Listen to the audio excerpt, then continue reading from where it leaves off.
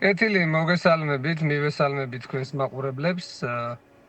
ეხლა ჩვენ მთელი ერთ წლის განმავლობაში ვადევნებთ ვაყურს ხო სხვადასხვა რეპრესიულ კანონმდებლობას. მათი თავარი ამოცანაა, რომ რამენაირად ეს პროტესტი შეზღუდონ და თუმცა როგორც ხედავთ ამის ეს არ გამოსდით, იმიტომ რომ ფაქტობრივად პროტესტი მაინც გრძელდება, თუმცა აქ არის ისეთი ტიპის შემზღუდავი კანონმდებლობა, რომელიც რეალურად ვთქვათ, შეიძლება საკმაოდ საფრთხის შემცველი იყოს. აქ თავარი პრობლემა რა არის? წინასწარი შეტყობინების ვალდებულება გარკვეულწილად აქამდეც არსებობდა, გარდა იმისა, რომ ახლა შესაძლებელი იყო საკონსტიტუციო საბჭოს გადაწყვეტილებიდან გამომდინარე, რომ არ გაგვექცებინა, თუმცა მე პირადად მაგალითად ყოველთვის შემქონდა ესეთი ტიპის განცხადებები, ყოველი შემთხვევაში, როდესაც აქციებს ვაორგანიზებდი. თუმცა ეხლა ამ ახალი ცვლილებებით ყველაზე პრობლემური არის ის, რომ მათ შეუძლიათ მიგითითონ რა მარშრუტზე იმოძრაოს, სად შეიკრიბო და სად რა გააკეთო. ამიტომ ეს არის ყველაზე მთავარი პრობლემა აქ და ფაქტობრივად ეს არის ანტიკონსტიტუციური, იმიტომ რომ ფაქტობრივად შეკრების თავისუფლების შეზღუდვას იწვევს, იმიტომ რომ შეუძლიათ პირობითად თქვა, გითხრან, რომ მხოლოდ აქ ადგილას შეიკრიბე და ანჩენი ვიღაცას ხელს უშლის და მეტი არსად არიარო, ხო?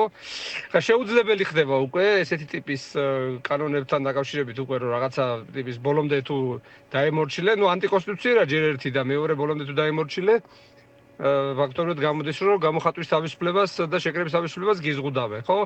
ჩვენ ახლა მაქსიმალურად ყოველთვის ვცდილობთ, რომ რაღაცნაირად მანევრირება მოვახდინოთ სხვადასხვა ფორმით გავაგრძელოთ ეს პროტესტი, თუმცა ეს რეჟიმი მუდმივად ცდილობს ამ შეზღუდვებს. ყველაზე მთავარი წამალი მე პირდაპირ ვიტყვი ამისი არის ის, რომ რაც შეიძლება ბევრი ადამიანი მოვიდეს ხოლმე დემონსტრაციაზე. ჩვენ ახლა ამ შაბათს გვაქვს დაგეგმილი კიდე მორიგი აქცია.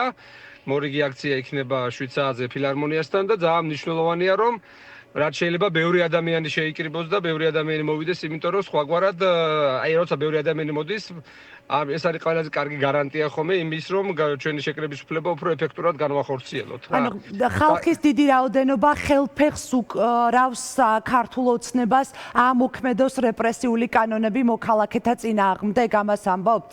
მე ვფიქრობ, რომ ძალიან დიდი მნიშვნელობის მქონე არის ყოველთვის დიდი დემონსტრაციები. პატარ-პატარა აქციები თქვენ იცით, რომ მქონდა მსვლელობები, ჩვენ დავდიოდით პატარ-პატარა ქუჩებში. ხო, ფაქტობრივად თქვენ გახსოვთ, ხო, ტროტუარებზე რო შეგვიზღუდეს გადაადგილება და ფაქტობრივად სავალ ნაწილზე არ არის. უკანონო დააკავეს ხალხი ტროტუარზე, მაშინ ძალიან პირდაპირ უკანონობა იყო და ეხლა უნდათ რომ ესეთი ტიპის რამ, ასე ვთქვათ, ტროტუარზე რო გაგატარონ, კანონად აქციონ რა. ამიტომ ახლა საერთოდ კანონიერება ერთი საკითხია და სამართლიანობა მეორე საკითხია. აქედან გამომდინარე, მნიშვნელოვანია რომ კანონით სამართლიანი იყოს, უნდა შეესაბამებოდეს კონსტიტუციას, უნდა შეესაბამებოდეს საერთაშორისო ხელშეკრულებებს და შეთანხმებებს.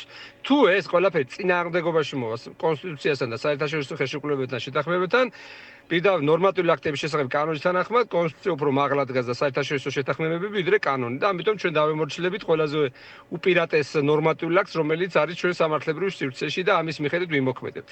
გარდა ამისა, ჩვენ შევეცდებით, რა თქმა უნდა, ამ არსებული პროცედურებიდან გამომდინარე, ვნახოთ ის გზები, რითაც შესაძლებელია ნაკლები ზიანი მიიღოს ჩვენმა მოქალაქეებმა, მაგრამ რაც ყველაზე მთავარია, ჩვენ პროტესტი უნდა გავაგრძელოთ, პროტესტის გზები უნდა მოვძებნოთ და ყველას მინდა მოუწოდოთ, ძალიან დიდი მნიშვნელობა აქვს აი ზუსტად ასეთი რეპრესიული ცვლილებების წინ, რომ ამ შაბათს 19 საათზე ფილარმონიასთან რაც შეიძლება ბევრი ადამიანი შეიკრიბოს. ამიტომ ყველას ველით ამ შაბათს ფილარმონიასთან და გვექნება დიდი მსვლელობა, დემონსტრაცია და მათ შორის ეს დემონსტრაცია მე წინასწარად ვაქვს შეტყობინება გაგზავნილი, იქნება გზის სავალ ნაწილზე, როგორც წინა ჯერზე იყო.